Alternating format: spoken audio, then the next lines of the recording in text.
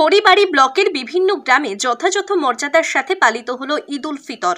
খড়িবাড়ি ব্লকের বিভিন্ন গ্রামে যথাযথ মর্যাদার সাথে বৃহস্পতিবার সকাল 8টায় পালিত হলো ঈদ উল ফিতর। দীর্ঘ এক মাস রোজা পালনের পর মুসলিম সম্প্রদায়ের মানুষ বৃহস্পতিবার ঈদ উৎসব পালন করলেন।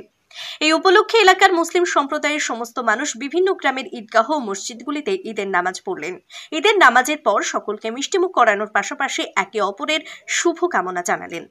একই সাথে শান্তির ও সম্প্রীতির বার্তা দেওয়া হয় বিভিন্ন মসজিদের ইমামদের পক্ষ থেকে।